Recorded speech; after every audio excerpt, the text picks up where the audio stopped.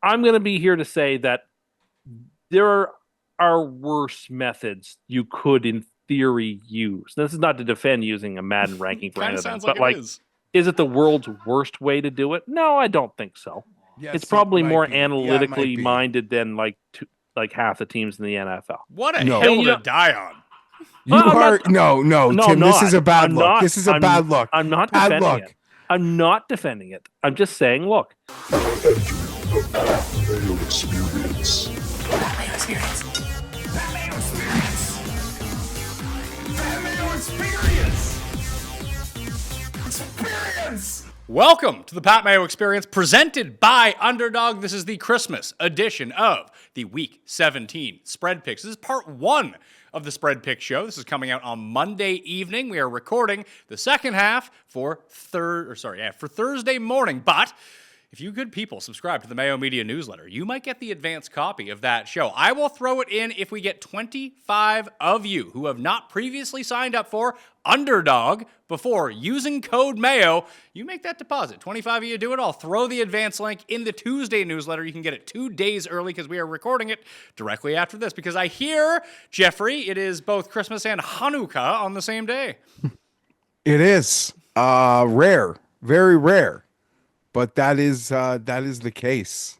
I actually really like that. I'm not going to lie, but I love Christmas. I've told the audience before.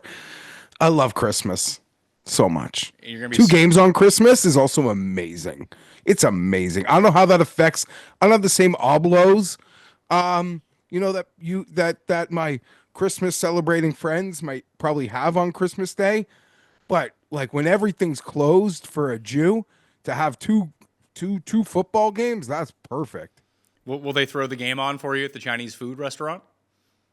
I'm gonna be in Florida. Not really sure the plan. I don't know. I'm not going.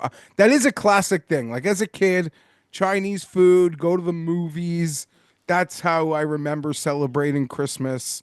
And then like even as I get older, degenning on that holiday bowl in Hawaii is always a nice Chinese food and the holiday bowl. Well, Not the holiday bowl, the Hawaii bowl. The Hawaii Bowl. Yeah, it was in the holiday. When is the Holiday Bowl now? The holiday bowl was at Qualcomm all those years. That's just the San Diego Bowl. That's why it's on my mind. Well, Paul is behind the camera. The coin is in studio with me, and on the line it is Tim Undercust. Tim Andergust. that's not my name. Are you ready for Christmas? Not only am I ready for Christmas, I'm feeling so good about this card this week. I've got a poinsettia parlay for the people. Jesus, how long did it take you to brainstorm that? It's longer than you think, longer than I should have. But nevertheless, I determined that was a really good one, and I'm going with it. The Poinsettia Holiday Bowl, as it was often known as. There Well, now it's the bowl, then there was a poinsettia holiday bowl. Now it's the There were several of them. Now it's the Underdog Poinsettia Parlay. Use code Mayo at Underdog, by the way. Best ball drafts for PGA are up. And it's only 25% full right now. There's 50K to first place. So check out the show that Byron and I did on Mayo Media Network and get your ass in those because there's going to be gigantic overlay, it would seem. Although, Tim, there's not going to be gigantic overlay in the big one and done. If you're watching this before Christmas and you go get your entry right now for the Race to the Mayo Cup, $1 million of guaranteed money, $100K to first place, $250 to play for the year. So it's like $7 a week or something like that. FantasyGolfChampionships.com. You can hit the description, get all this info in there as well. You go get your entry right now, and then you screenshot me that entry, be it on Twitter or Instagram, or reply to the newsletter with that. Then you're in the draw for the Christmas Day giveaway to get an extra entry, Geoff, for $250. Since you'll be in Florida, you can go sign up. I will be signing up tomorrow. I would tell people not to lollygag. The contest fills up. It always fills up. It will fill up. You think you've got time. I'm just telling you, be proactive, not reactive. People lose out every year thinking they got plenty of time, and then boom, Mayo fills up this sucker. It's already 30% full, which is, it's usually like 10% full at this time of year. So people are they saw the $1 million guarantee. They saw the 100K to first place. The top 12 all pay 5 figures. So it's a very flat payout. And it's a great way to give someone a gift as well. And you can get that free entry if you go do it. So fantasygolfchampionships.com. Recapping last week, we are recording this before the Monday night game has taken place. So we all lost our super locks. That's bad. That drops me to 11 and 5. I've lost 3 in a row. Geoff is now 8 and 7, remaining a game above 500. And Tim, you are 6 and 10 on the super locks. You guys both took the Jets. I took Tampa. Yet you remain in first place in the race for the spread picks. With only 2 weeks to go, you went 7 and 8. That was good enough to destroy Geoff and I, who were both 4 and 11 for the week, and the coin was 6 and 9. However, you played a 5-leg, 6-point teaser as the free money play, and the Jets cost you by a half point in a game where they both missed a field goal and an extra point. Yeah, not only did that kicker cost Aaron Rodgers a win, he cost me a win. The kicker? Yeah. You went for 5-4. You go for these 4th and 4s and throw fades. I wanted to ask you if you're excited, because you always tell us how you'll go, you got to search out which McDonald's are open on Christmas Day, because sometimes you like to stop after a family feast. But no, the Jets, not only do they build... This was on my list of things to talk about. Oh, good. How concerned I am about... You need to make sure, people, to check the times where... And Google can't be trusted sometimes. And when I remember, because Google says times may change. So you need to go to you need to go in advance. Here's what I recommend. You go today. And you go through that drive-through and you get something, because they'll have their hours posted on the glass as to what they'll be on the 24th, 25th, 26th. And I think you owe it to yourself to go through, get something delicious, and see what the time is, so that way you know whether or not you can be back Christmas Eve or Christmas Day or Boxing Day. There's a tip for you. You know, most people are like, you're fed you have a great family feast, right? Before you go on Christmas as well. Yeah, but like maybe after church, I feel like having a double cheeseburger on my way home. You know, I owe you an apology about something. Okay. I noticed that they have the McDouble on the like McPicks, McValue, but on the app, they don't even let you add another piece of cheese. They're like, no, we're giving you a deal. We're not letting you get a good deal on a double cheeseburger. We're only giving you a good deal on a McDouble. It's not even an option to get extra cheese on the... Devastating. So I was giving you a hard time about being too cheap, but I don't even think you tried. You just weren't doing it out of principle. I was telling you can't do it, period. But the Jets not only build their roster via Madden, they're now like calling plays like they're Madden. Well, there's not a 4th down they're allergic to.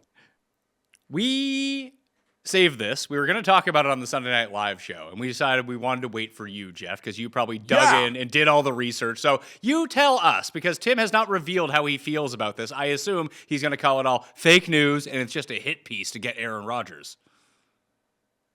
They went for 5 4th downs, all of them dumb in their own way. For a team that was offensively challenged, that had the other team on the ropes in a winnable game, it was literally like the Jets in a so-called makeshift Super Bowl literally didn't give a fuck. Like, they didn't. The coaches and Aaron Rodgers predetermined that we don't give a fuck, and we're going to double down on every dumb decision we make in this game. And that's subsequently exactly what happened. They went 99 yards on that first drive. Oh, am I dumb?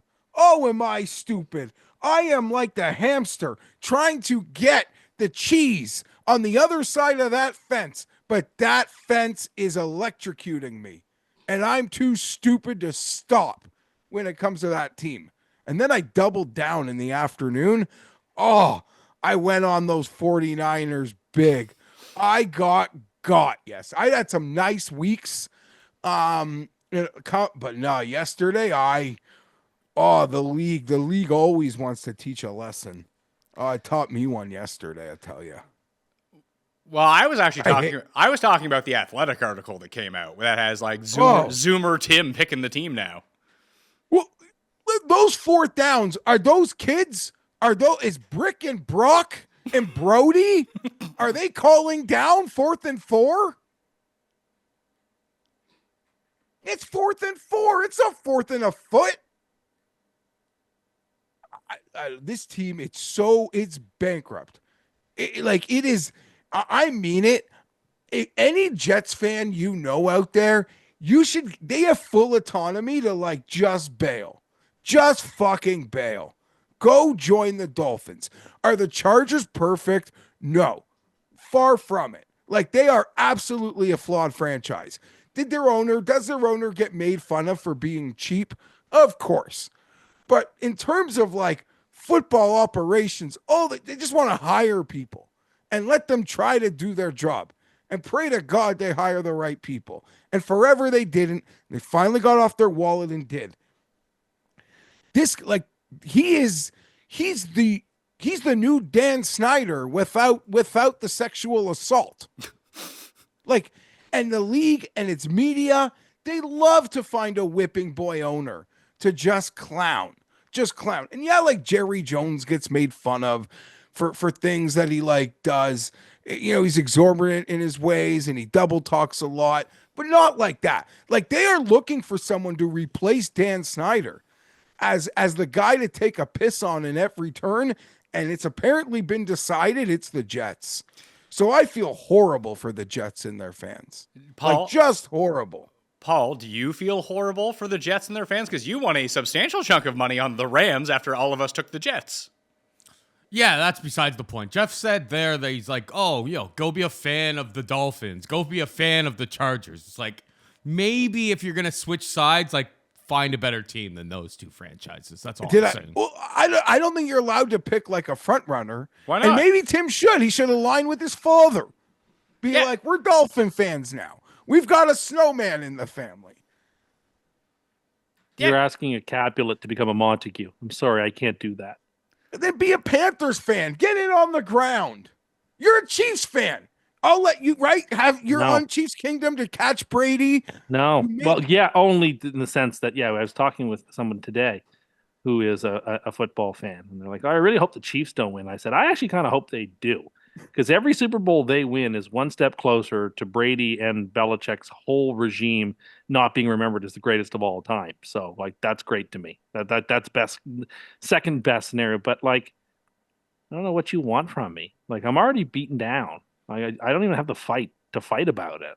You don't even read the stuff. I send you you forbid to read it. I can't. Even before I sent you a podcast on a deep dive, you forbid to listen to it. I can't. It's too painful. I just don't. How does that? What does it profit me? I don't know. I listen. It makes me angry, but when shit's going the wrong way, I obsess. I yell. Yeah. Where's my press conferences? I want to read into everything. I need to know because there's there are children. Listen, I get you own the team. You want to prepare your children, but it just seems like the stuff. It's like Michael Scott is Woody Johnson when the football people are talking.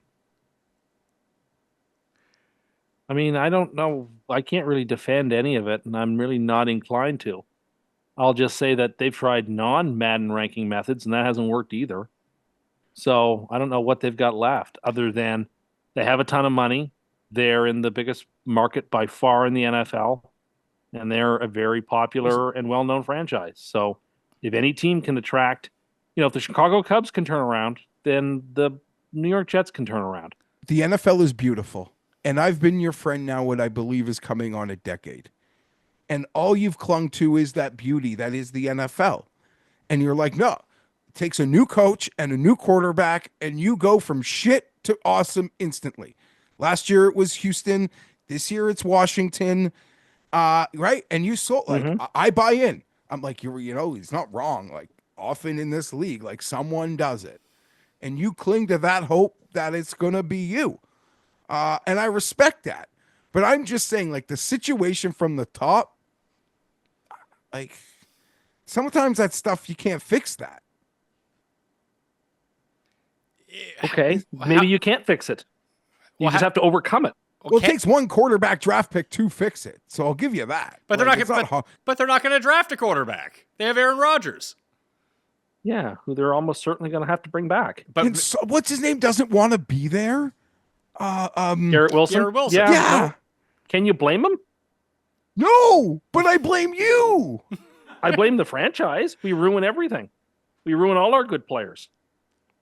He's in a long line of elite receivers like Keyshawn Johnson who want to leave the Jets as soon as they're allowed to. Who is he? Oh, hold on. Who's number 2 in that line behind Keyshawn Johnson? That's a good question. Lavernius Coles. Sweet. But didn't he end up on the Chargers? No. Where did he go? Where did Vern Coles go? He went to Washington, didn't he? Washington. Yeah. Lavernius Coles was good. Did you just seem like you're in I don't know. I'm just tired, man. I'm just He's tired. obsessed with throwing the ball to Adams. I get it. They're who's buddies. good and makes plays, but like it's like, okay, 1 yard, first and goal from the 1. Let's like force it into Adams. Look, Garrett's being paid a lot of money to play football. Let him just play football. It's not his job to coach the team too. Do you think it's odd that the Zoomer Johnson there, Brick, was going off these Madden rankings that didn't even have your guy Turpin in the top 10 of speed in the NFL? Well, those are obviously bad rankings for that. Well, that's bad news. Awareness. That's bad news. Like I can't fight back here, and I'm really not interested in fighting back. Like obviously it's a joke, but like when your season is this bad, maybe I'm glad the news came out this year because it'll all just get rolled up in the same ball of what a disaster the 2024 Jets are. So like, okay, it's what foolish, the Jets need, but it's the Jets, and like there's like 3 other franchises in the NFL where if you turn them around, it's the biggest story in sports. Maybe even fewer than 3. There's like them and the Raiders, and that's it. So like that's it, because those are the joke franchises that people actually care about and have huge fan bases. So, I do agree the Jets turnaround will be a big story. It'll be like the Cubs in the same winning way, the World Series. It will not be. Like the Red Sox winning the World Series. No, it won't. Bigger, No, it's not. No, it's not even close to that. The Cubs were like the a Raiders meme of might our be. life. The Raiders might be up there if that actually happened, which it won't because it's the Raiders. But the Jets will be like, oh yeah, this is fun, great, good for them. We feel bad for their fans, but they're not on the level of those teams that you just mentioned. They need, because he was essentially, by all reports, let go because he didn't get along with Miss Amy's good guy culture plans. They need Vrabel. I would take him in a heartbeat. They need Vrabel. Like, that is who they need. If Brick and I were friends on Twitter, I'd send him a message recommending we hire Vrabel. Okay? Yeah, listen, I try to get in there. No. Brick, there's no way Brick's on Twitter. Brick's on TikTok, Tim. You're on TikTok. You can become friends. It's true. Like, I don't know what to say. But even the stuff, like the low-hanging fruit stuff about, I don't want to pick on the kid even more. So we'll just leave it on that. And listen, like, your dad owns an NFL team? Yeah. That's like cooler than Richie Rich having a McDonald's in his house. I actually agree with that.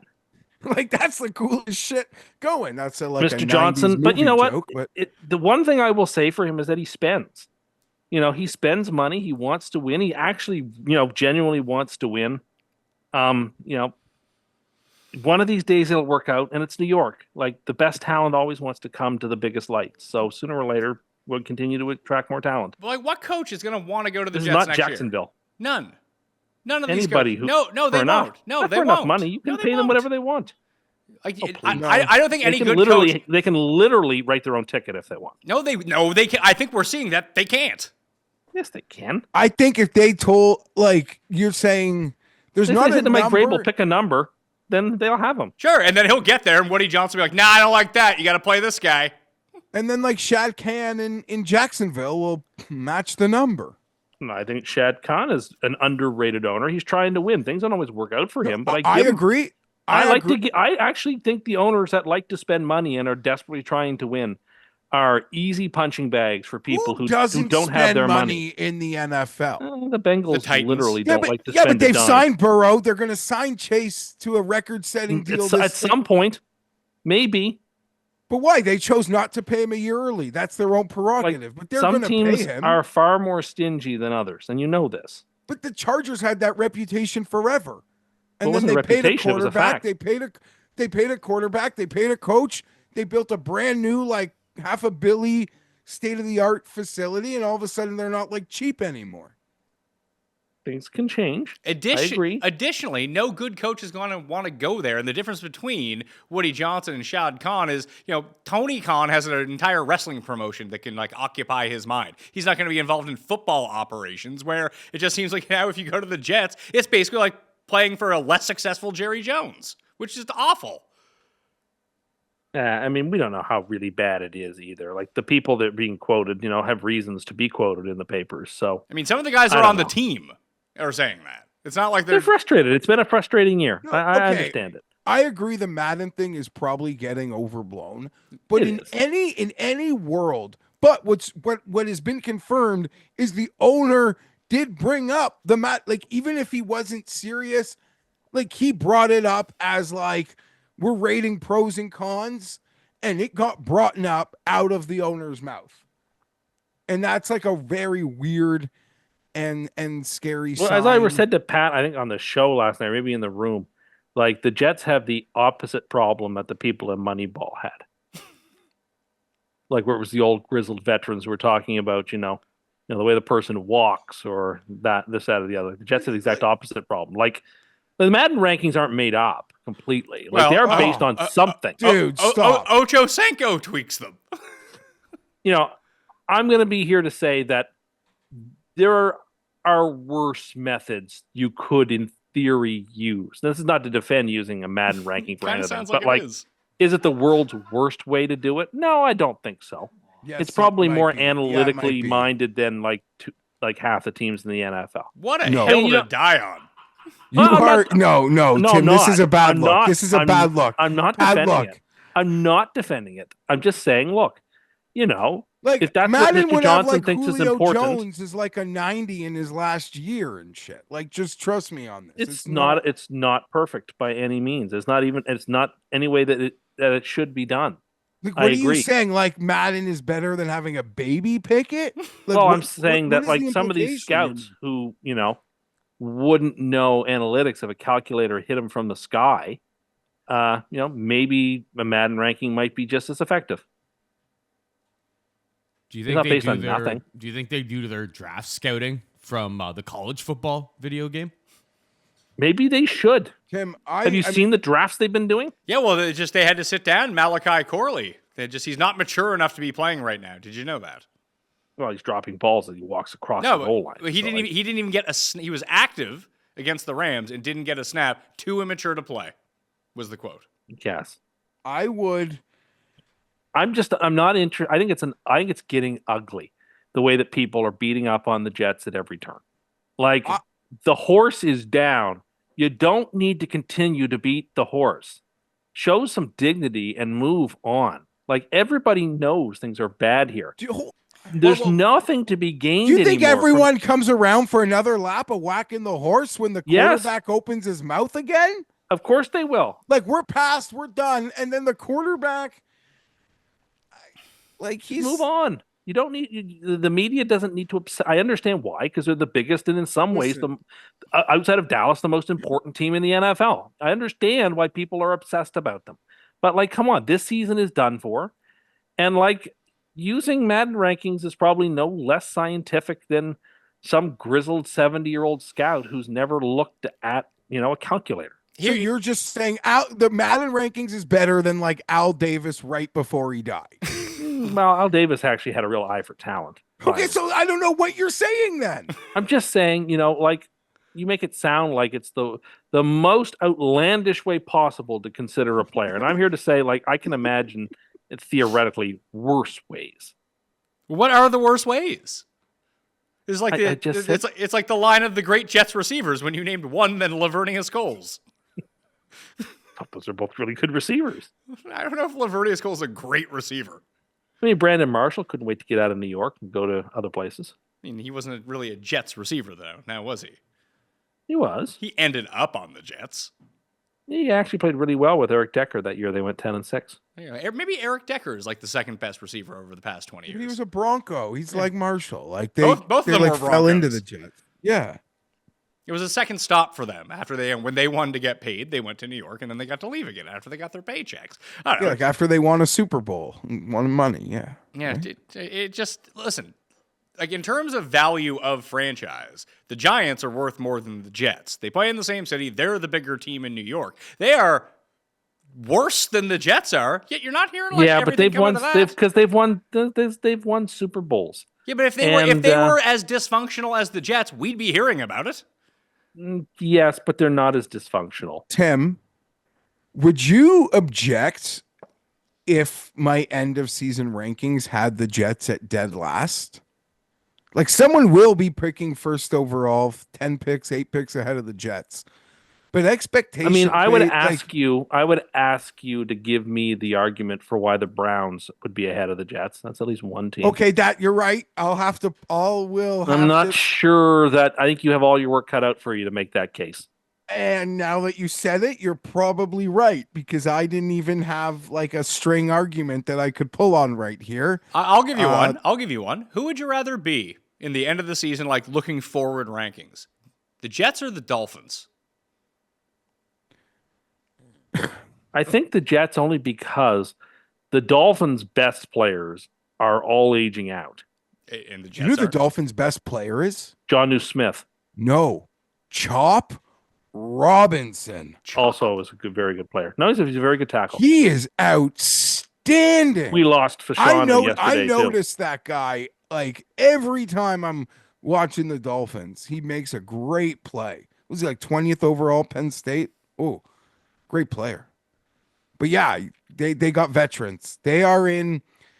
To me, the Dolphins are in the position the Chargers were in a year ago, with like not as dumb of a head coach. Yeah, but they had a quarterback. Also, but they had a quarterback. But a coach, yes. Okay, fine. But I'm just saying, But a it's like coach a they should really also veteran, fire, but won't fire. It's a really veteran roster with a lot of high salaries, and you could probably get the same production from a lot of those guys from like third round picks. Mm-hmm. And I could there's a lot of guys who you're paying for the past as opposed to what they're going to do on that Dolphins roster. The Jets are like 3 moves away from being like 13-4. But they're not Okay, though because they have Aaron Rodgers. So no good coach is going to want to go there to coach Aaron Rodgers for maybe a year. Have to deal with him. Have to deal with the owner, and then Yeah, but the Belichick disciples all love him. And then The bottom Belichick disciples all love him, so no. and then bottom out. So I don't agree with you. Like someone like Vrabel probably loves Aaron Rodgers.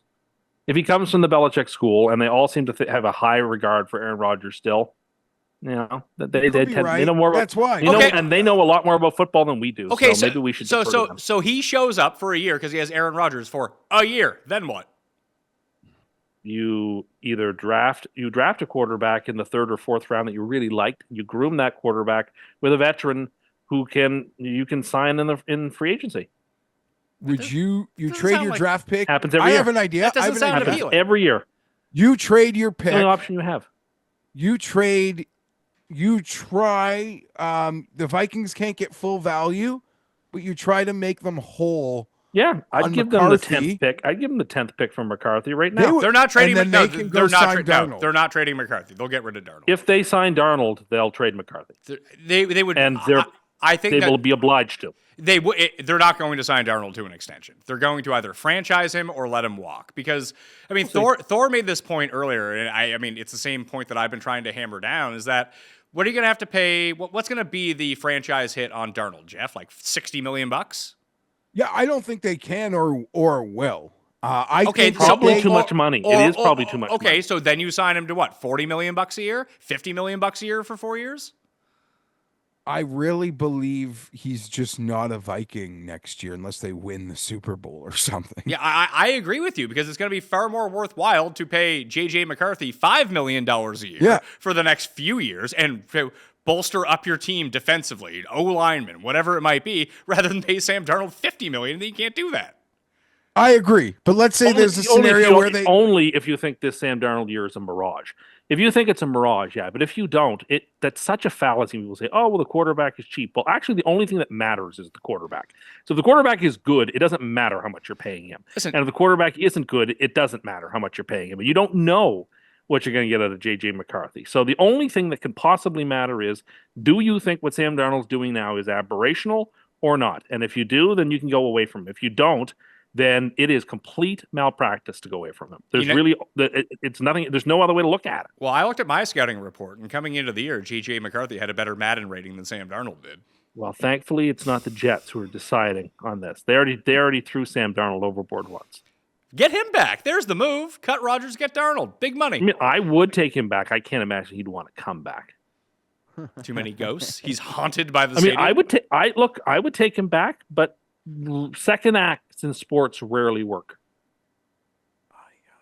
Yeah, I don't know what you're gonna do, but I feel like I should have an answer on who I'd rather be, Miami or the Jets. Well, you have like 4, 5, 6, 7 weeks to figure that out before we do the rankings. But yeah, the Jets should be in the bottom 5. There's no doubt about that from the year. I wouldn't dispute that at all. But Miami's probably making the playoffs if Tua doesn't get lit up and miss the month. It's true, but then they lose in the first round. Like, who cares?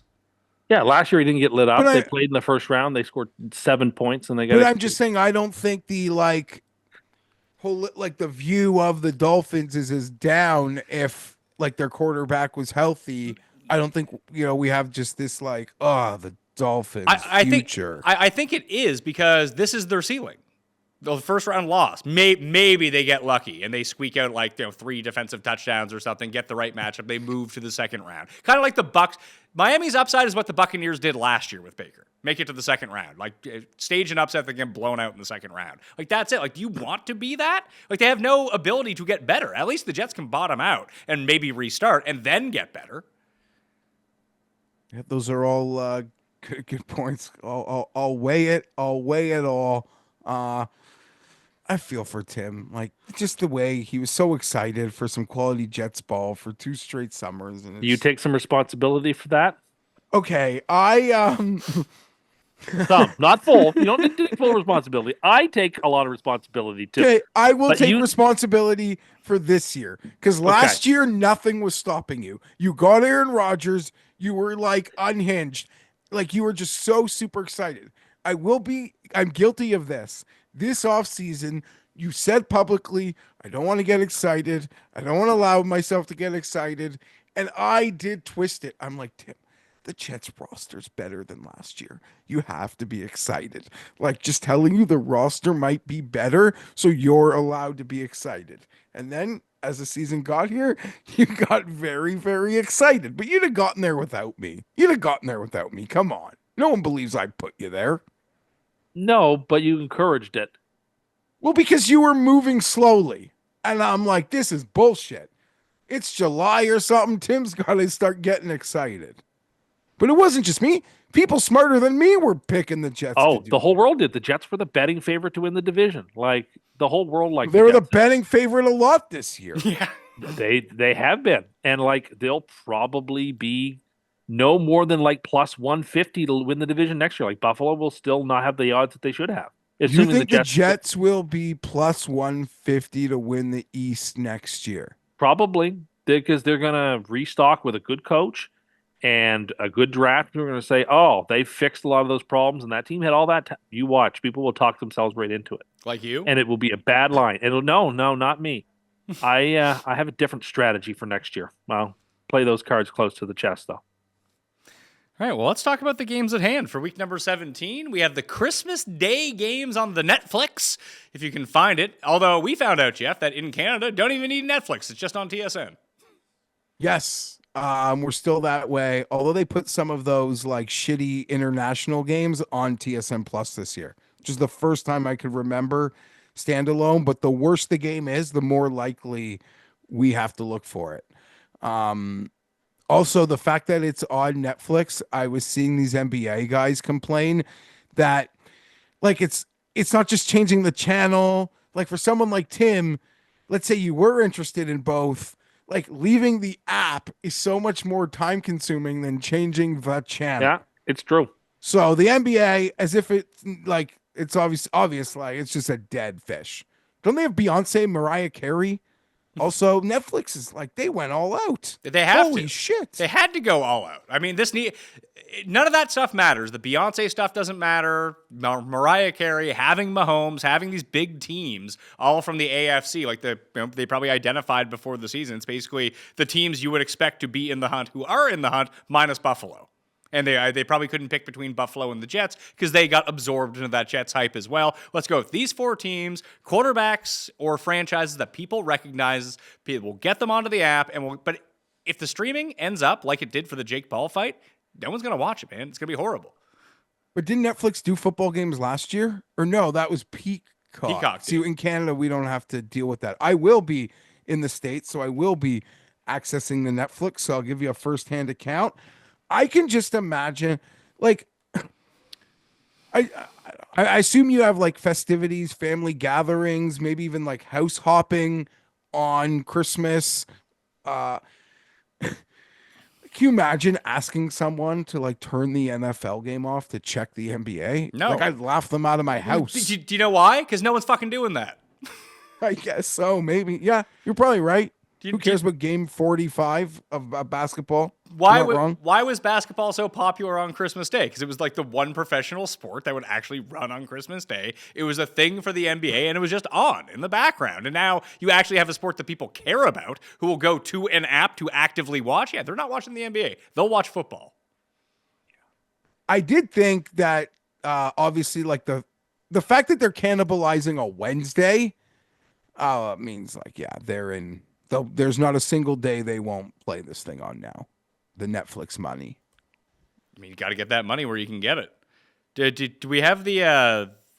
You're usually both of you are usually tapped into this. Who's doing the actual play-by-play for these games? Because there's like 3,000 people as a part of this broadcast, but I don't know who's actually doing the games. That's actually a great point. I did see the advert with like 40 faces doing the telecast. I think it's Iron Eagle. I think it's Rich Eisen. Oh yeah, it's Ian Eagle. It's the younger, The fellow who called the game yesterday on Saturday. Yeah, he called the game on Saturday with Todd Blackledge. No, it's Iron Eagle that's calling it. Iron Eagle is the older fellow. They're both on the banner. They could be calling it together. Well, I'm looking at the Chiefs game. Okay, so the Chiefs game, Chiefs Steelers will be Iron Eagle, Nate Burleson, and J.J. Watt. That's who's The calling other that one game. is Noah The other Eagle game and is Greg Noah Olsen. Eagle, Greg Olson. With Erdahl and Weish, I think, on the sidelines. So the other networks lent out their dudes to be a part of this to get the pay. Why not? Well, It makes sense. It's ESPN does that to Curb No Street one- to let him I just mean- go call Amazon. Well, this was probably a part of the Olsen like negotiation. You're gonna bump me from the top spot. I need to go get a payday somewhere else. but it's or also when he was offered the payday, Fox said, "Yeah, go ahead, take it." Yeah, I like mean, they this didn't is stay in his clearly- way. Yeah, this is clearly everyone in the NFL family is celebrating this.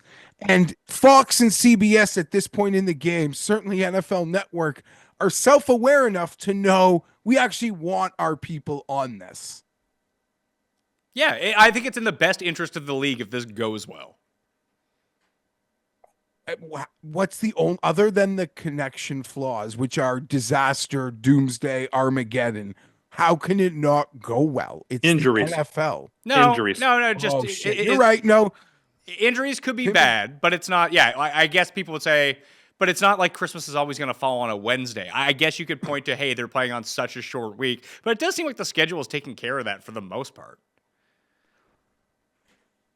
a little, Yeah, a like little it's- bit. No, If you have team guys that played on Saturday and now they have to play on a Wednesday and they get hurt, if anyone goes to the next day and Seahawks Bears and Caleb Williams blows out his knee, no one's going to be like, oh, it's because it was on a Thursday. You're not wrong, Pat, but you know the doomsday It also scenario. disenfranchises the AFC teams that aren't Buffalo. The four best teams outside of the Bills all have to play in this weird format, and Buffalo gets to skate because nobody watches Buffalo Bill games. Like, that's not really fair to the rest of the AFC. Just because an unpopular team is good doesn't mean they shouldn't be a part of the mix. People were kind of down. I mean, I don't like the Bills not being included in a preseason schedule. Why would I they think be? that's being hypersensitive when It's you consider Netflix and you want eyeballs on the game. Why are you going to have the second smallest market in the NFL on next there? year the Bills would be on this thing. Yeah. They're just going by And you like can't Stroud. Like and look you- who's included. Yeah, and like, Pittsburgh's evergreen. Like Pittsburgh is the Midwest football, snow, Christmas. Even if they had 6 wins, it still like represents a lot. Additionally, on top of that, you don't think they would slot Green Bay into this slot if they had an opportunity next year, Tim? The smallest market? No, Yes, they because would. Green Bay's got a huge. Yeah, it's a huge it's a fan base. national team, but it is the smallest. Like Houston is a big market team, but they are on the lower end of popularity of franchises. Yeah, But So that they brings also things somewhat came into equivalent. the league as like the people's choice. Like, who's the new team we all like? NFL fan guy wants to pick to knock off the Chiefs because we've tried this with Baltimore, we've tried it with Buffalo, we tried it with the Bengals. Like, they were a very in vogue team. I don't see this as an insult to the Bills based on it's the not an insult to them. It's a tremendous advantage that they don't have to participate in all this nonsense I with agree. short weeks. It's a tremendous. If I were those other 4 teams, I'd be really frustrated that Buffalo, because people don't watch them, get a free pass, and I have to put up with this because my team people actually want to watch. But that being said, and I think you guys kind of alluded to it yesterday, before I kind of like a lot of people had the Chiefs in their own like category doing like power rankings, like maybe behind 1 or 2 teams, but still like Kings of the Mountain. After this week, they're the number 1 team in football. Yeah. Like, is that weird? Like, they're right back to, oh shit, like, no, I don't care what the road is. Like, everyone is, they're going to be clicking perfectly. Mahomes isn't hurt. This isn't going to work out well for anybody. They'll probably catch a soft playoff matchup too before the AFC title.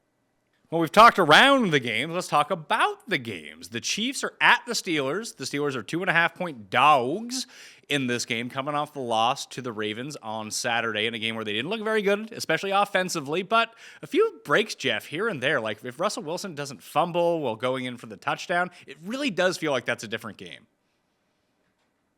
Potentially one of the few things I got right. The Raisins? Yeah, the Ravens in that game. Oh yeah, I was thrilled when he fumbled near the goal line there. I got no real feeling for this game. Part of me just thinks to take Mahomes, maybe even the money line because they don't really lose, and it might be worth like eating 20 or 30 extra cents. But that would be my lean at this moment. I'll probably start a parlay with Chiefs money line. Me too. They're the first part of the 5-team point setup parlay. So Kansas City money line, do you like them as the 2.5-point favorite in Pittsburgh? I do indeed. I think Pittsburgh is an overrated team. I felt that for a while. I still kind of do. I don't trust them in any game against any good teams. I just don't. They didn't acquit themselves well against Philadelphia. I wasn't impressed against Baltimore. Now I'm supposed to pretend like I'm interested in them against the Chiefs.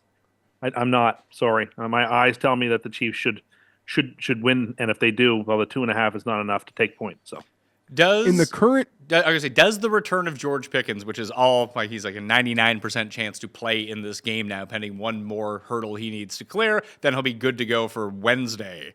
Like, does that change anything for you, Geoff, that they actually can throw downfield now?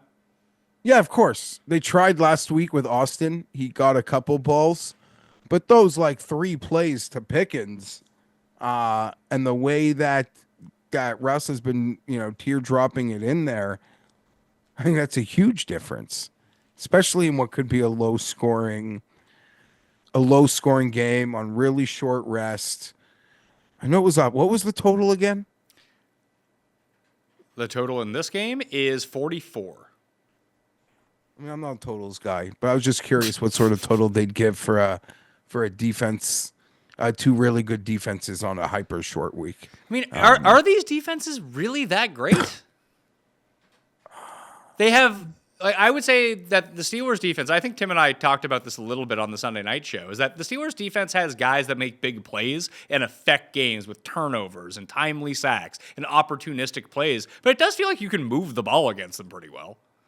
Yeah, I think that's fair because I did own them in my home league, and they're a very good fantasy defense. But yeah, they might not be as proficient in as consistent in in-game defense. I'm picking the Chiefs here.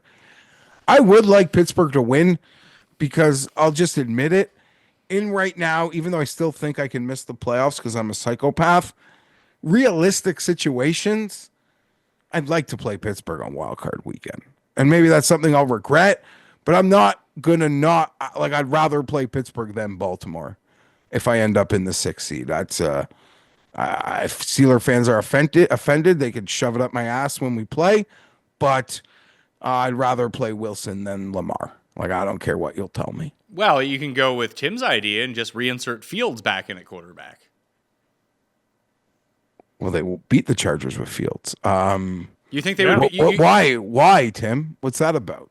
I'm not convinced that Russell Wilson is at any point now.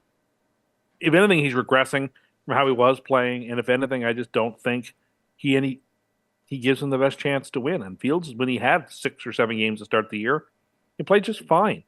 So I think Fields couldn't throw the ball Wilson doesn't have the greatest arm, but he actually makes the defense respect you, and they don't with Fields. I just look at those two players, and I think one is incredibly limited and one is less limited. And I would take the chance with Fields. I said this 3 weeks before the Penix trade move was made too. Like, I think you need to make these moves early, not late, when you think it's time to make them. Don't hesitate. They've already made that move though, and like part of the regression we've seen from Russell Wilson is that he's just frankly playing a lot better quality of defenses lately in better teams. And losing Pickens and losing Pickens was gigantic for that offense.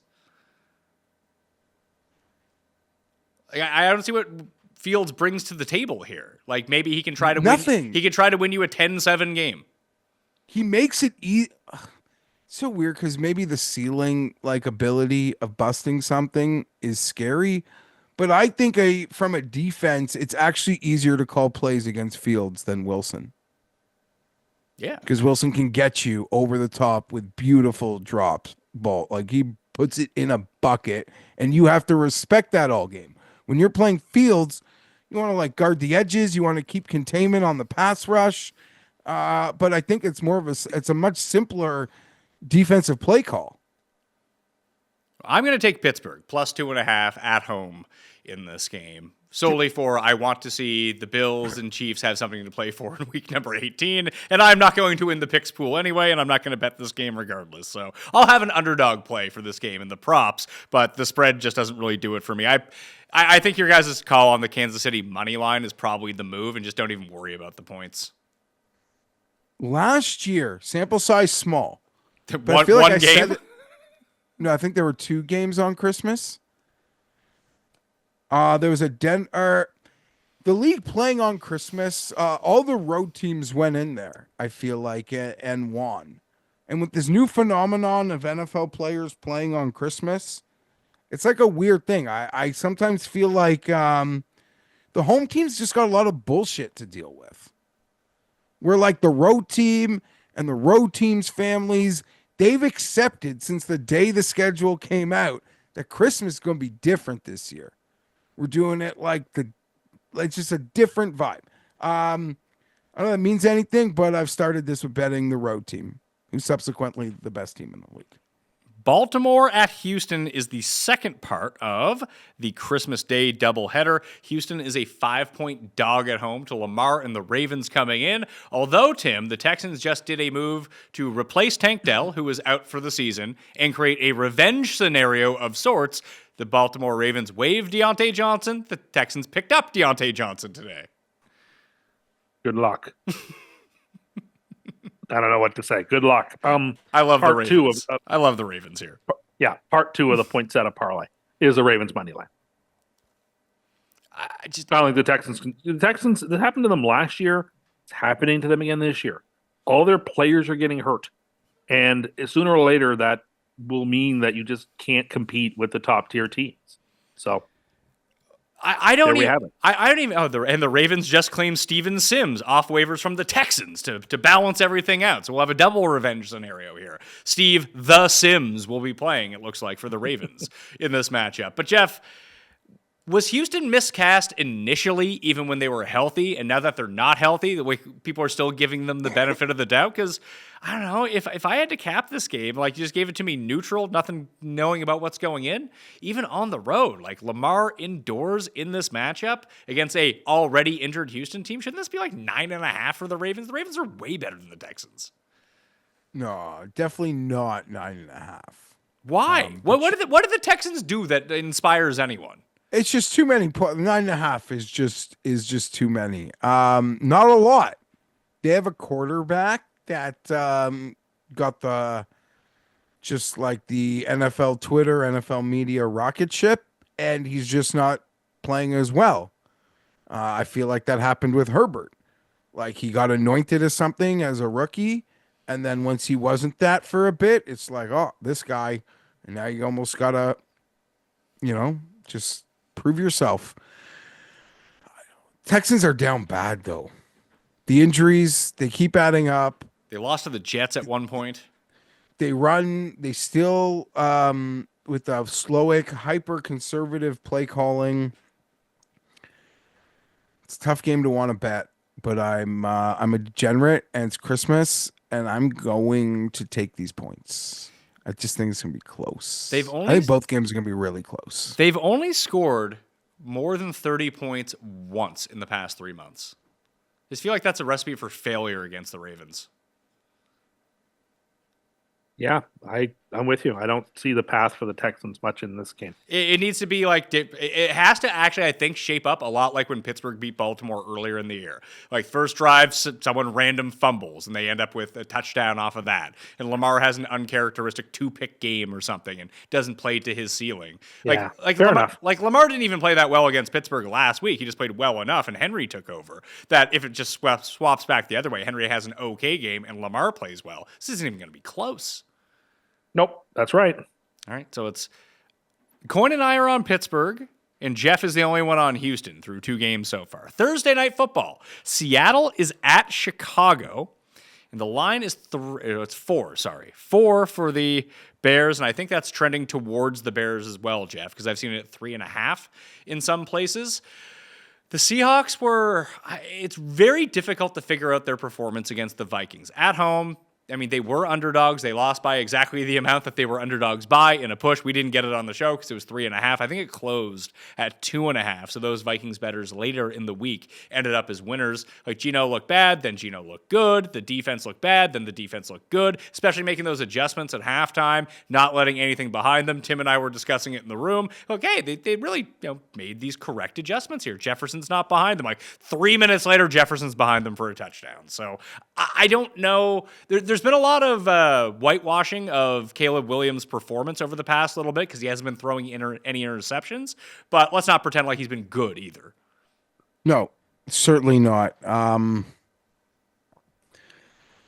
spread feels a little small, and I'm dumb enough to want to lean the Bears on a Thursday night at home. Who do the Bears play next week? I believe they played Detroit. No, Green Bay then. They Green play Bay. Green Bay. Yeah, Bears are actually winning this game. Okay. And this... How many have they lost in a row? 10. 6, 9. Maybe I'm bad at math. I'm at 9. This will be for 10. No, yes, yeah, they've lost 9 in a row. They're winning. I'm going to bet them to win this game. They are 4-4 at home. They're 0-7 on the road. I think, they just, the lines are just such a bad, like the litmus test of what you are after you play the Lions. Like it's hard to judge because, but it did seem like they're moving the ball. See, now I'm making excuses in my head for Caleb Williams. Fuck. It happens every week because God, you, yeah. you even saw it a little bit against Detroit, Tim, where they go 3 and out on their first drive, I believe. They end up punting, and then it's a Caleb Williams fumble, and then it's someone. Then Roma Dunze fumbles. It's like they were moving the ball. They just had no points to show for it. And then they got down. It was like 34-17. I think it was midway through the third quarter, and it seemed like they were moving the ball again. And then I don't think they scored another point the rest of the game. Yeah, I don't understand Jeff's take here other than it's a contrarian play. Seattle is the third part of the point setup parlay. I don't see it. I think they should win this game comfortably and keep themselves with a little bit of life in the division and for a chance. Yeah, they need this one bigly to stay alive. And in terms of everything, too, even for the wild card, which is pretty much out of reach, but still not completely out of reach, it seems. Yeah, I think it is basically division or bust for them with 7 losses. But given that Washington doesn't have any soft games left or any hard games left, sorry, it pretty much is division or bust. And I mean, they need the Rams to slip a game as well to have a chance. I'll be siding with the house on this one because I imagine everyone will be betting the Bears. Yeah, I mean the Seahawks. No, I mean Yeah. the line is shifting decidedly towards the Bears. What did it open? It opened at 4.5. It's down to 3.5. Yeah, damn it. This is like that 100 to 175 to 1 thing, Tim. We talked about, yeah. It's like, oh, No, now it's I want 75. the I 4. really love I it. want the 4. I want the 4. That was damn it. Was I want the 4? I'm sure you can find a 4 somewhere, but it is. Yeah, but I want to pay for it, and I don't want to bet it right now. Let's see. Because I'm Cool Bet has 3.5. 365 has 3.5. Maybe you can catch like a FanDuel or DraftKings just sitting there. I don't think it's going to 3. So at this point, I'm just gonna wait. But these standalone holiday games, oh my, I will not resist. They might have a 4 at Cam's book with like all of the wrong pictures, with like Johnny kneecaps. Yeah, I got those. Those are actually pretty. They're pretty smart. Just bet AJ Barner first touchdown and win all your Christmas money. Barner first. I don't know if that pays, but it's probably. Although the first touchdown bets have become useless. Like they're worse than golf odds now. Yeah. I absolutely. They know everyone loves to play them. Therefore, they can just cut it by a third of what it should be. Yeah, I gotten squeezed. And then they used to make good promotions at the beginning of football season. But I think Chalk was winning a lot of primetime first touchdowns. And then like DK ended that like awesome boost first touchdown promotion. Let's see. Player props. First touchdown in this game. AJ Barner is Bobo's 40 to 1. AJ Barner's 40 to I 1. like Bobo. 40 to 1, Jeff. Doesn't sound like enough. I feel like it is enough. He scored a touchdown last week. I mean, the 8 to 1 anytime touchdown is probably the better play.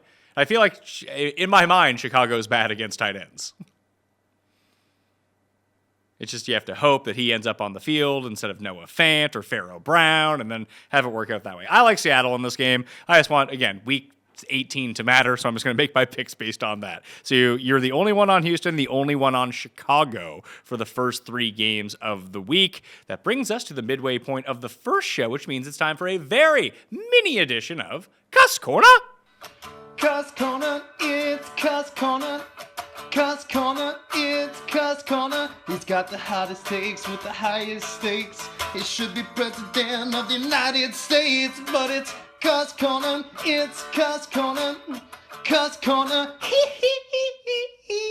Building slightly off of what we talked about earlier, is there anything offside about hitting up a fast food place on Christmas Eve or Christmas Day? Like, those people are working. They presumably know that there's going to be clientele. Like, are you in some ways making things worse by shopping for food on that day?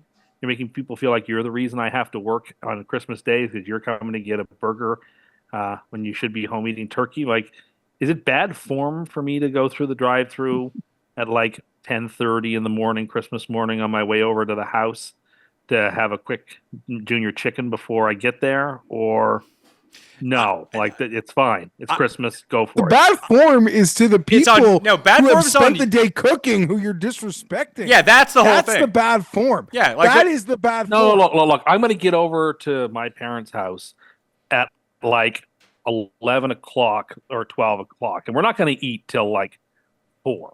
Oh, you guys So, don't. like, Hold on. I'm not- You guys don't do like big breakfast on Christmas Day? Okay, so that's different. You, Yeah, no, you have a meal no. to you independently need to eat a meal. There's nothing wrong with you getting that meal from fast food. It is what it is. Yeah, there's a reason Yeah, these time places and a are. half. There's a reason these places are open on that day. It's because they're like I used to go between my mom's and my dad's and my grandparents. We'd had to make like 3 separate stops on Christmas when I was growing up. So we'd stop in somewhere along the way. Just you miss like I used to miss a meal at one place and show up later there, or miss a meal early somewhere else because we had to leave a little bit later on. Whatever it might be, that's the only place you could go to like pick up something if you were hungry to make sure that you got to the dinner. But now everyone comes to us because we have the kids now.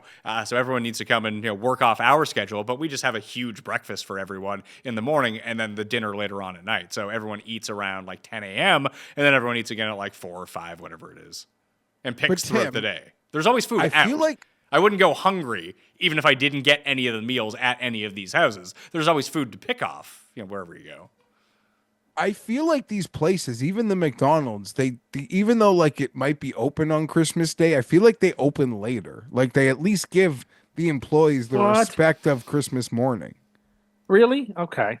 Like just So, that's like- listen, you're the one that said you're going tonight to see the hours. I am actually. That is what I am doing when we are finished here. Is I'm going through the drive-through to see what the hours are, and if they're not posted, I'm asking the person at the window what they It'll are. be posted. It'll be posted. It should be. And that's It what should be. you probably should do is ask the person who works there when they're open. That's a very it's you're not really like sticking it to them by asking them. They'll have that information No. for you. I think you need to know because, and like this is another example of a time where eating in your car could be such a respite from the busyness and the craziness of the holidays. Like you just in the cold, getting 30 minutes away from the madding crowd and rolling down that window and eating that junior chicken. There's something really peaceful about that. I think that people would enjoy. How often do you get to spend time with your family all as one that you have to get away from them immediately? That's not my case, but for some people, it is like that. Then why are you so having that respite- why are you eating in the car in the cold then on Christmas? I'm usually not on Christmas. I'm usually this is one of those days where I'm probably eating on the go because I'm on my way to somewhere. I need to make time where I'm going. Do you use your own gift certificates? So at that point, I will know how many gift certificates I will have given out. And if I have surplus, it does seem dumb not to use one. It's paid for. Well, Why would I spend money when I've already spent? Like, you know what I mean? Like, it does seem dumb. I already know by Christmas morning how many extra McDonald's cards. Like, I have several here at the house. Yeah, but aren't And they so- for like late stragglers? You might, like, Yeah. just pop I won't by? use them all up. I'm not going to Or- use them all up. Or for the few days after, like Christmas doesn't end on Christmas necessarily. There's still a holiday Christmas grace period of people maybe you didn't get to see that you would normally give gifts to on like the 27th or something like that, knowing that the weekend is coming up and that was just easier for people to work it out that you may not have seen. Wouldn't you want the gifts on hand for that? Wasn't that the whole point to begin with? Well, yeah, but I'm not going to have just one extra gift card. I'm going to have 3 or 4 extra gift cards. So I'm you gonna be you fine. got gifts for yourself. I didn't get them for myself. But you It's did. called being prudential and having a backup, having a reserve of cards just in case. So you got them for yourself. Well, I mean, it's going to have that practical effect, but that wasn't the reason to do so. Mhm. But should I not use them? Should I just let them expire? Is that what Nope. you're saying? Nope. He's saying that there's a grace period with the holidays. Okay, but I'm hungry.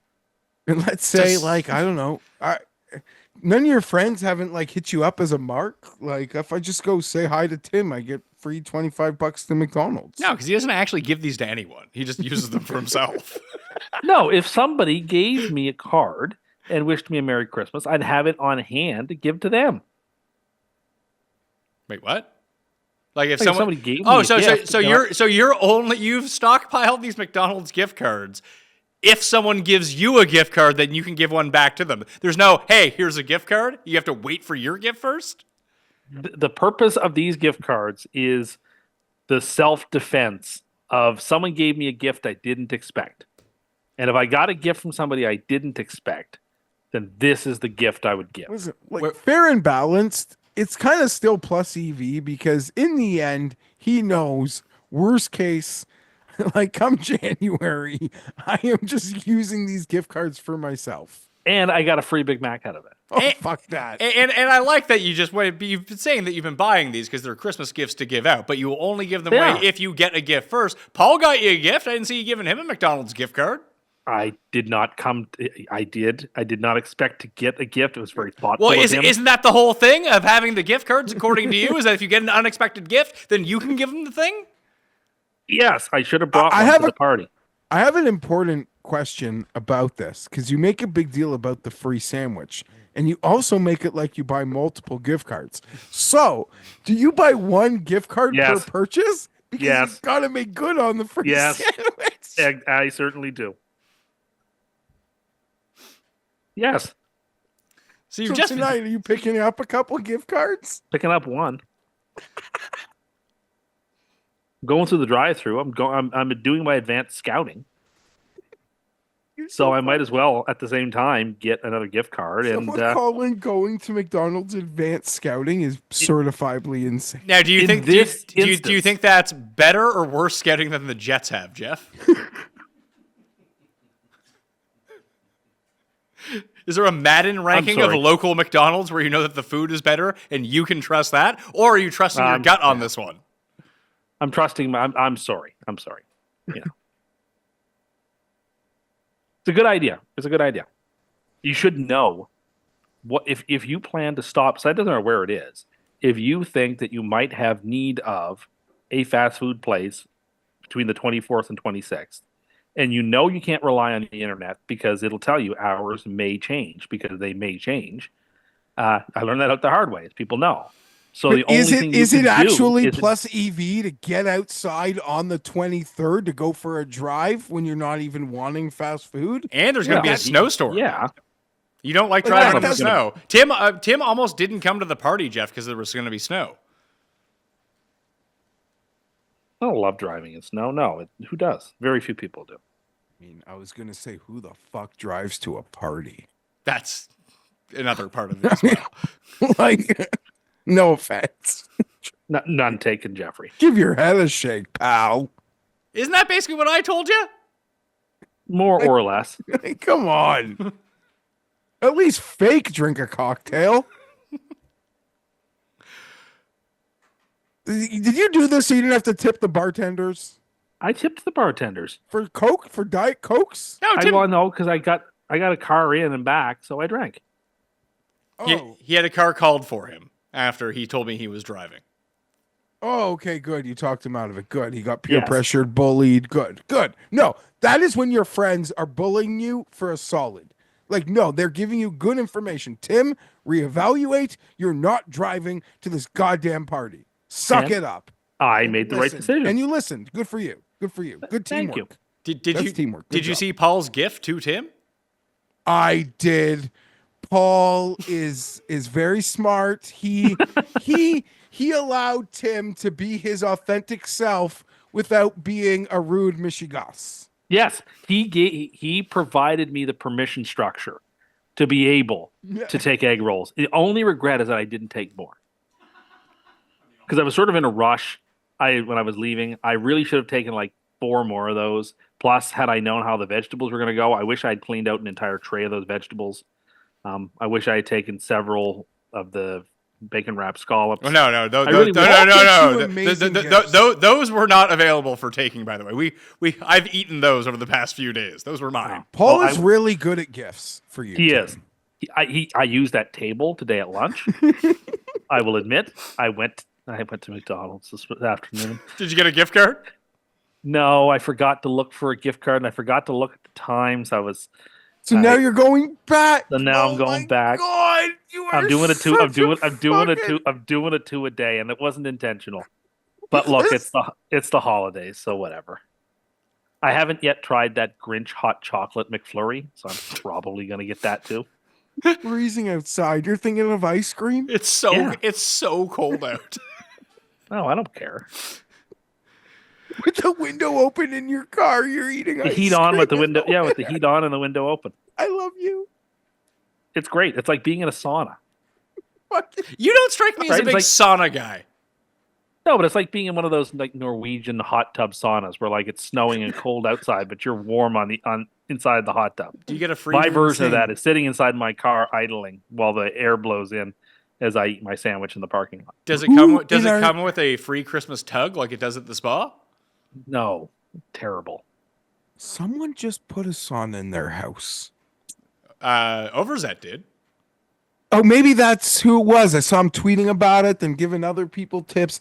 Do you know how insulting it is to people who sauna to say that me with the heat on, eating McDonald's in the car with the window open is like you in your sauna? It's like the Nordic experience. It's like it. It's not the same, but it's like a cheap facsimile of it. Try it. Tell me it's not great. Let's move. Paul will be happy now I ate those egg rolls over the sink. You ate them over the sink? Oh, yeah, I did. How did you I had heat them for them up? breakfast. I had them for breakfast. I had them for Did breakfast. you- I ate them cold, and I had them for breakfast. You ate them cold? Yeah, I had them cold over the sink. Those don't look. I've had a few since. I microwaved one, and that was horrible. And then I used the air fryer for the other ones. The air fryer was the move because it actually makes I everything. was going to use the air fryer. I was going to use the air fryer, but I was like, You were hungry I now. don't know, man. I'm rush. hungry You're in a now. rush. I was hungry now. It took 2 It was the minutes next- to heat up. It was the next morning. I was like, do I really want to go through the effort of turning this on, heating it up, The turning effort it of off, turning this cleaning? on. You're such a phony hardship. Well, I don't keep it on the counter. So I got to take it off out of the cupboard, put it on the Plug counter, it in. you plug gotta it plug in. it in. Then I've got to scrub it when it's done and put it back. Why And I couldn't was you? like, I mean, you could so just. I could do all that, You could. or I Your could just, entire life is a production of. or I could just eat over the sink and But be they, happy. but they were horrible cold. Was the thing like they don't hold I up when they're didn't not feel warm. that way. Paul, How do you have better, no but middle- better when they're how Paul do you would, have Paul no would like middle to weigh ground? in. Paul would like to weigh in. Why would you do you not have like parchment paper or something? Like why would you have to scrub it for putting an egg roll I've in the never- air fryer? Buy I've never parchment used paper. one of those. I've never used one of those liners before. Just Do put it. any Buy a pack of like parchment 40 paper. of them. Or you don't even need those proper liners. Just get I don't parchment paper. have any parchment paper. No, you buy it. You should buy some, and then you don't have to. Yeah, well, clean I've used it in the as past. often. It's not like I don't know what it is. I've used it in the past. I No, just it's don't good have for it. the air fryer. Then you don't have to clean it. You don't have to scrub it. The every fact that single you have time. like it's either the sink or this entire process. Like there is no middle ground for you to do something. Well, it just like, wouldn't hold up right in the microwave. I just knew that it would. Well, it doesn't hold up right when it's fucking cold either. It's horrible cold. Honestly, cold Chinese food, not the worst. That's not Chinese depends, food. Depends. It's not as good as hot Chinese food. It is It's not de- as good. It is deep but fried. cold Chinese food is perfectly. It good. loses all of its integrity. It's like if you brought home, when you used to tell us you brought home toast from the diner Yeah. and would try to eat it like 6 hours later, you're saying that you wouldn't put the toast back in like a toaster to heat it up, or you just eat it cold. I would eat it cold That is insane. or nuke it. But you wouldn't do that to Cold or this. soggy. You mean obviously the better way to go is to put it in the air fryer. I don't dispute that. That's what I was thinking, and I actually thought about it too. And I stood there and I looked at it and I puzzled and I said, whatever. I just ate them over the sink. Okay. Let's move to the Uh, set. Actually, I was listening to your golf show while I was doing it. So Jeff inspired you not to use the air fryer. I was watching the Geoff and Kenny and you golf recap show and disagreeing vociferously as I was listening and eating my egg rolls. Yeah, What are you yelling at us for? Tim was big I on. just thought that you disrespected the Open Championship, which was like a very close second to the U.S. Open this year. It In wasn't. terms of drama, that weather No. was so compelling. Maybe. That drama, that weather, that like the super wind and wet that we always dream about getting at the British Open, we got. And like, just because Xander won, who nobody has any affinity for or cares about one way or the other, we was like, oh yeah, whatever, Xander won. But like No- that was super close until the back You know, nine. I will say no the one, weather was fantastic. no one who anyone cared about was in it though. Was the problem? And then it wasn't. And then Horschel was right there. No, he's there's your point, right? People love Horschel, And, do they? Tristan Lawrence was right there. Who would have been a very compelling story, somebody who's, unless you're deep in the golf weed, you have no earthly idea who that is. Yeah, so no one anyone had heard of was there, and then Xander ended up running away with it anyway. There was no drama. Late, he made No, that big birdie on 11, I believe. Yeah, and so we had that- an entire back nine free of having to watch it. Yeah, but it's a 4-round tournament, and the weather, particularly on the Saturday, was so darn compelling. Or maybe it was the Friday. Both. it was a just so- Saturday. It was a Saturday, It and I just was so compelling. Like I'm sorry, when you get weather like that, when you get one of those rounds that you don't get every year, you don't get every 3 years. When you get that round at a major, that's like it's the same as like when you get a U.S. Open round that everybody shoots 2 or 3 over par. You don't get it too often. When you get it, like I'm sorry, it makes a whole golf season. And to say, oh, it was a terrible tournament and it wasn't even close to the U.S. Open. You had No, I don't agree. I don't agree. you had one compelling round of golf that was unfair because of conditions, and that made the entire 4-round tournament. That to me made it so memorable. It's much better than playing the PGA Championship at Kapalua. and we said it was No, you didn't. You said that Valhalla. Sorry. that Kapalua or Valhalla, sorry, same track, was a more compelling tournament. It was a more compelling tournament. It wasn't even close. That's why the ratings were way higher for it. As I told you, the only reason the ratings were higher is because Bryson was involved. He's the only golfer that moves the needle, He's the only golfer who moves the needle? other than Tiger Woods. I was gonna say, the PNC ratings came back and they were quite good. Oh yeah, of course. I mean, Tiger goes without saying. That's like saying Dallas is popular. Like you don't have to utter the words. It's just true. Rory as well. And it was Rory and Bryson in both of those as well, which helped. I mean, it's more Bryson than Rory. But really? okay. How are Liv's ratings? Steady. Really? What, of 4 people? Well, if they have this new television deal, maybe it'll do better. Maybe, but I don't think they're really moving the needle. People aren't searching it out, put it that way. I believe that. But Bryson's the Anyway. only one who moves the needle. Why isn't he moving the needle for I'm them? saying he's the principal one who moves the needle. But not for the golf tour he's on. Well, I mean, I don't know. I don't know. I can't speak to that, Oh, okay. but I think I'm right. Yeah, it sounds like you're right. Absolutely. I mean, I do think I'm right. Well, if I didn't think I was right, I wouldn't say it. So I don't know what point you're trying to make. My point is, no one watches the tour that he plays on, but he's the only guy that moves the needle. So how can he be the only needle mover if he physically doesn't move the needle? Okay, sure. I mean, sure. It wasn't him. He had no effect on those tournaments. I think he was helpful. I think having Rory in the mix with him was also very helpful. And having it be compelling at the end is very helpful. Eh. No, that wasn't it. It's your basis that it's the one guy who doesn't draw ratings anywhere else besides YouTube. Yes. Okay. Well, it's for people that are watching golf these days, so I hear. Well, what do you hear? This is what you guys are talking about, how YouTube is like the new place that people consume golf. A lot of people are consuming golf on YouTube. Yes. Well, then YouTube golf sensations like Bryson should be positioned to be by far the most popular. I mean, they're popular outside of apparently the ratings because no one's tuning in to see him play actual golf. Yeah, that's true, but that's bigger than him. That's another problem altogether. And it sounds like True. a very, very well thought out argument on this one. Saturday, Chargers at the Patriots. Jeffrey winning in? Is that the Ruining his Saturday. Is that the situation? Ruining his Saturday. Or loving his Saturday? No, ruining his Saturday day. 1:30 in the middle of the day. There's no way this was what he wanted. Yeah, this isn't good. Like I need to make sure the people who love me don't want to go for a boat ride on this day because I would be crushed to miss it. But crushed to miss the boat ride or crushed to miss the Chargers game? Well, Like, what are you missing? I would sit in a watering hole watching the Chargers game and miss one of my favorite family days of the year. Why don't you stream it from your phone? Why On don't the you boat. just?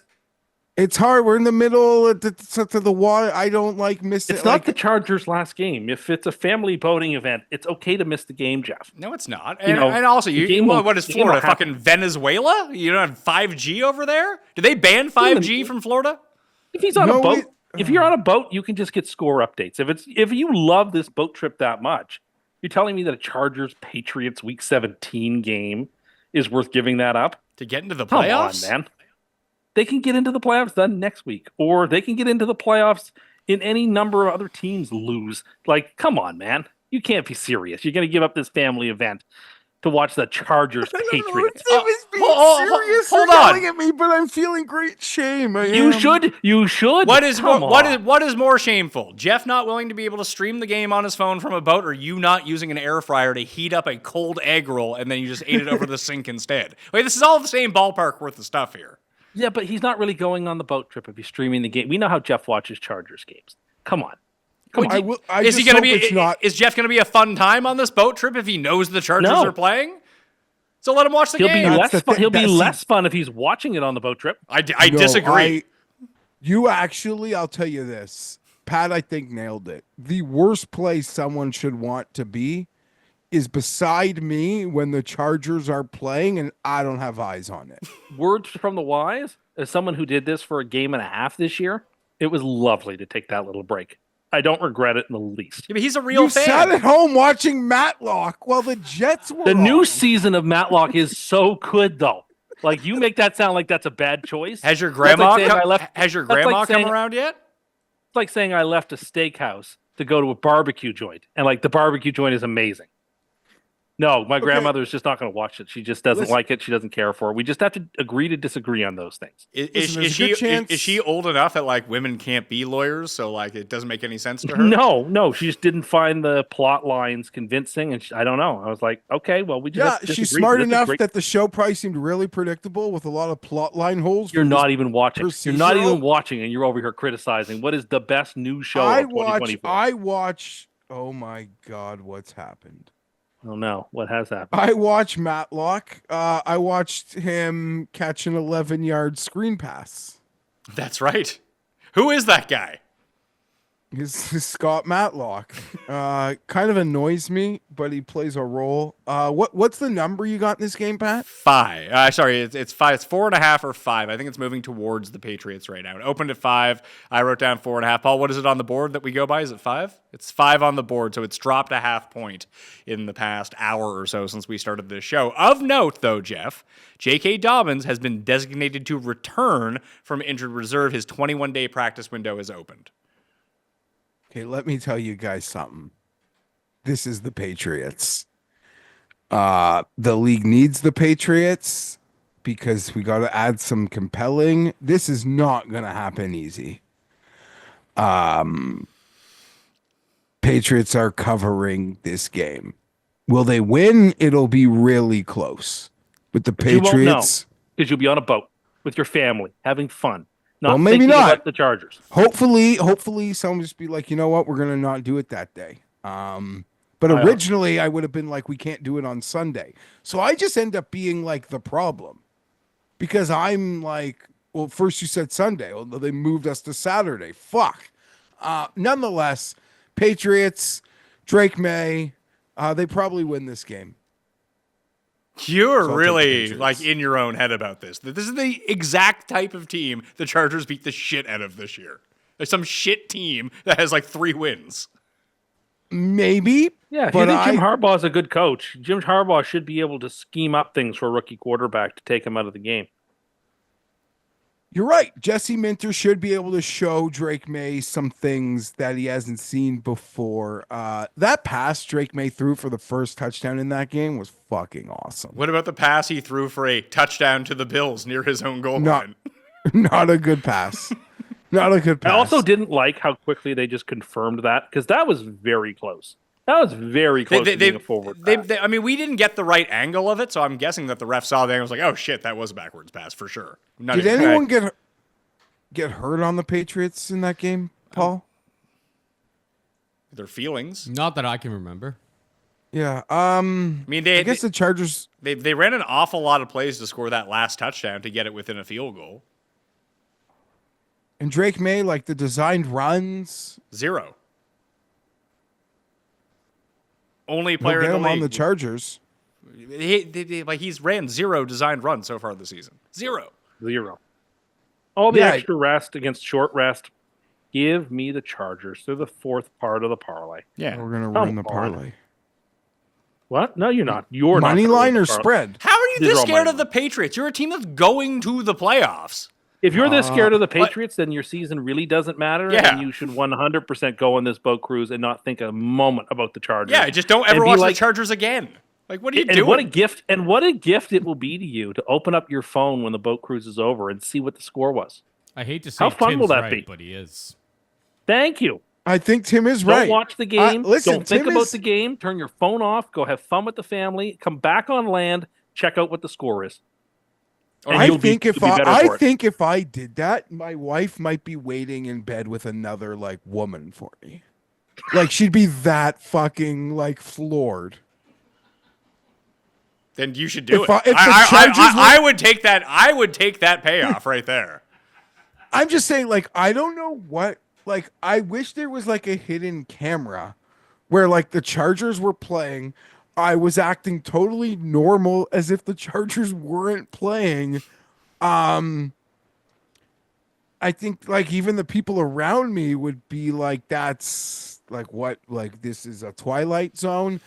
Patriots cover. Patriots might win this game. You could just sneak that camera inside your shoe. Apparently, that's the thing you like to do.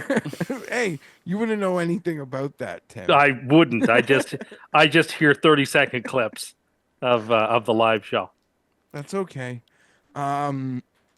Yeah, Patriots. They battled the Bills tough. They'll battle the Chargers tough. They This will didn't be a even close game. They couldn't beat the Bills, or even the Bills played like a D- game, and like it still wasn't even in question midway through the third quarter.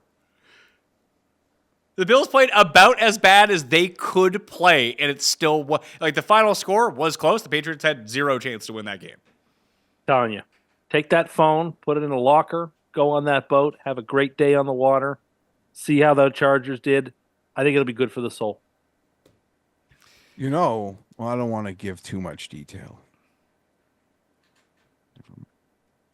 You sure about that? Yeah, Is it about three ways? I just I like hearing about no. those. With There's two chicks, not two dudes. there's a there. We'll just see. Leaving the camera on you until you fill us in on these details. No, We can wait. We can be here all day. No, now I just should have. No, now we're just gonna move on. All right, Denver. It's not what you think. It's not what you think. I'll just say that. It's not like as weird. It just I don't need to out myself like that. Oh shit! Now I think I do need to out myself because I made that seem very awkward. Okay. Fuck. Camera's still on you. The floor is yours. If it's really bad, we'll bleep it out. No, it's not really bad. This is like oh god. No, we're just gonna pass. Oh, Oh, You're stealing people's Christmas gifts, Jeff. okay, fine. They're like I don't know. I don't think it's. Okay, moving on. Thank you. When you feel comfortable, you can come back to it, okay? Sure. Denver is at Cincinnati. Cincinnati is a 3-point favorite in this game. Jeff, what's the story?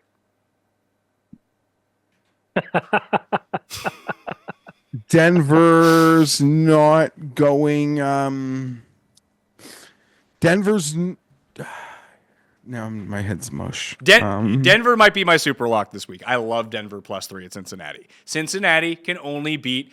It's the exact opposite of the Chargers game. The Chargers beat every shitty team into oblivion.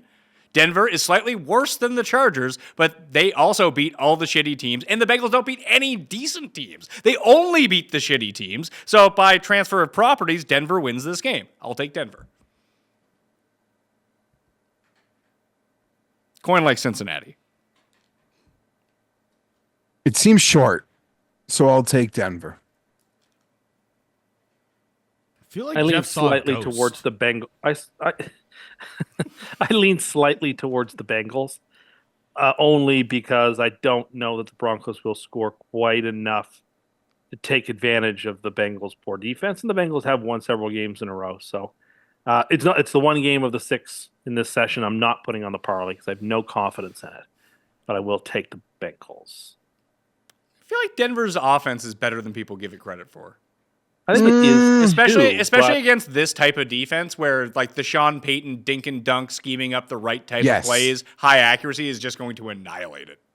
I agree. It doesn't allow like one of the few strengths they have, maybe, some high sack rate guys and their ability to get running downhill. The problem is like when Denver has to throw, if they're in like a game state versus Joe Burrow, where either they have to answer scores or they're down like 10. I saw it. Like the key to beating Denver, and it took the Chargers a long time in that game, but you win on first down. You win on first down, and then they have to throw the ball. And it's a lot of Tua-esque stuff, like around the line of scrimmage, at the line of scrimmage. I saw this stat. I don't know how many yards he threw for last week, that Bo Nix fella. Like 88% of it was yak. Yeah, but I that's a part of the scheme and knowing that what quarterback you have.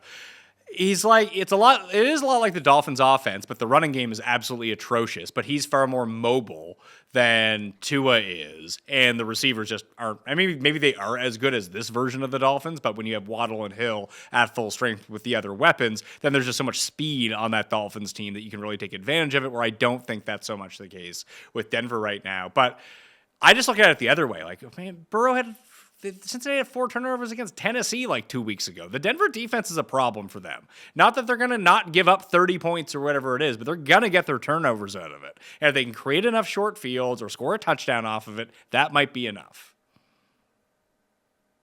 They create pressure too. Yeah, and the Bengals can't block. It'll be a big Chase Brown over receiving yards game. Yeah, stylistically, you do make some good points. It's actually a matchup that really, and when your defense is the Bengals, there's not a lot of matchups, but the way that Sean Payton really can like work around their limited strengths. Yeah, he leans into what they do well. And if they get them off their spot in terms of score of the game flow, pace of play, then it's no different than getting Brady off his spot in the Super Bowl. He just can't do anything. And that's what absolutely handicaps this Broncos offense. We saw it against Indianapolis a few weeks ago. Indianapolis did that to them, and then the defense saved the day. And the defense is opportunistic enough with these guys to save the day, even against a team like Cincinnati, in my mind. I think it's more fun if Cincinnati wins, to be perfectly honest with you, but this is the one game where I'll take it the other way, and I'll take Denver. So Denver for myself and Geoff, and Cincinnati for Cust and the Coin. That makes sense? Mm-hmm. Arizona and the Rams is the final game of Saturday. The Rams, I believe, do they clinch? If Seattle has already lost and the Rams win, they win the division, right? Correct. So it could be a lot riding on this game. I don't think that James Conner is going to play for the Cardinals. Not sure about Trey Benson yet, but Geoff, Cust killed Kyler Murray. Killed him. He gave him power against the Jets, and that was it. That was the end of it. You broke him. The Cardinals, they just seem like a dead fish at the moment. It's basically what Trey McBride talked about them. They are still the only team in the NFC West, Tim, with a positive point differential.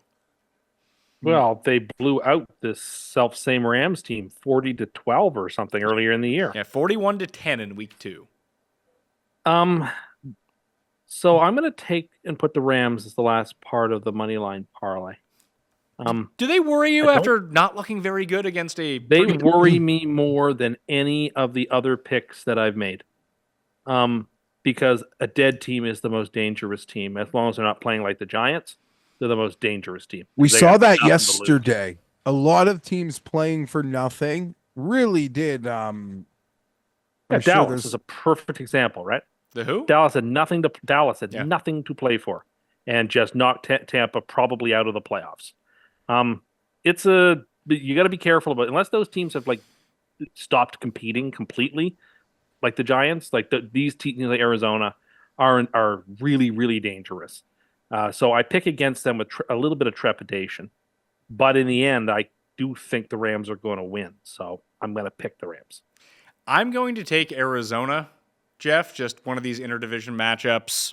6 points seems like a lot for me, and Arizona has weirdly had the Rams number a lot of the time, so just keep it within a touchdown will be good. Yeah, I was tempted to take the Rams because you mentioned, like, should I be concerned about how they played last week? As someone who bet the Jets, I thought it was a bad spot game for the Rams. And they played like And shit. it was. They played poorly. They played really badly. So yeah, and it was, and the Jets certainly had opportunity to win that game. Not at the very end, but had they just played better, just a little bit better here and there throughout, there was opportunity to win. So I'm not really going to hold what happened against the Rams there. I just think the Cardinals will have an ultra competitive game. I think this will be a close game. They're not going to lay down here. So I'll take as many points as I can get. Well, we will save the super locks for part 2 of this show, unless anyone wanted to make one of their super locks from these games. I do not. I don't. Nope. Okay. Tim, can you recap your free money line parlay? What is it? The Peninsula parlay? That's what you're calling it? Point set up. The point set up parlay. All right, let's hear it. Money line, Chiefs, Ravens, Seahawks, Chargers, Rams. Bet the farm, win 6 farms. Don't mind. A lot of favor. You think the favorites just clean up? I do, except I even like the Bengals to win. So yeah, I'm on all the favorites. The only one that scares me is Arizona. I think I'm so many dogs. Yeah, you took Houston, Chicago, New England, Denver, and Arizona. You were 5-1 for dogs, Jeff. I like some really big dogs in the second set of games, but not here. Well, you can tune into the second part of the Spread Pick Show either on Thursday morning, or if 25 of you great people, first-timers, sign up using code Mayo at Underdog, it'll be in the Tuesday newsletter, and you can get out ahead of the game and watch it then, all right? And it will feature me and Jeff and Paul, the Coin, and Tim and Cust. Tim and Gust. That's not my name. Who will have a fresh round of picks and parlays, probably not of the point set of variety, but who knows? Who knows where he's going with this, and a fresh Cust Corner as well. I hope you all have a good Christmas, and we'll see you next time. Mayo experience! Experience!